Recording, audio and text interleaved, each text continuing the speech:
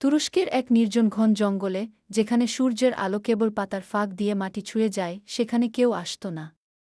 সবার বিশ্বাস ছিল ওটা অভিশপ্ত, রহস্যময়। কিন্তু সেই জঙ্গলের মাঝখানে ছিল একটা ছোট কুটির। ওখানেই একা থাকত এক সুন্দরী যুবতী মেয়ে, নাম তার নাজলিন।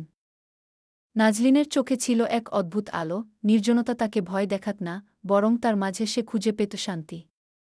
প্রতিদিন সূর্য ডোবার আগে সে বসে পড়ত জঙ্গলের এক পাথুরে চাতালে, নিঃশব্দ প্রকৃতির সঙ্গ উপভোগ করত।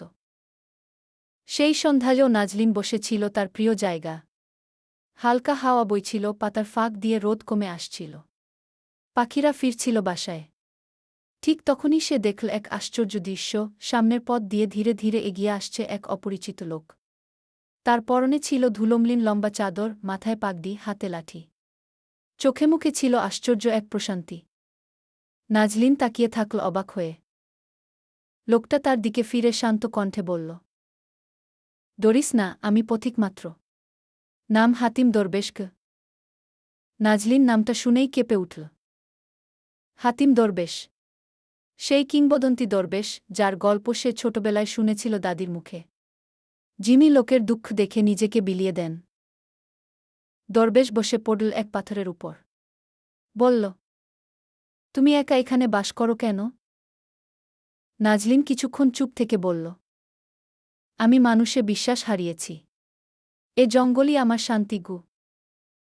দরবেশ চুপচাপ তাকিয়ে থাকলেন তার চোখে।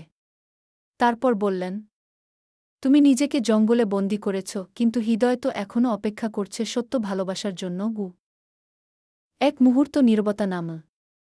নাজলিন তাকিয়েছিল দরবেশের চোখে, যেন ওখানেই কোনো পুরনো সত্য লুকিয়ে আছে।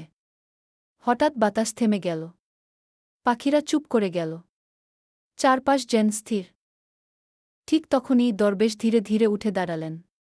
তার চোখে তখন একরাশ আকাশের নীল, অসীম, গভীর, অদ্ভুত শান্ত। মনে রেখো, সত্যিকারের মানুষ একদিন ঠিক এসে পড়ে, হয়তো এমন এক সন্ধ্যায়, এমন এক জঙ্গ।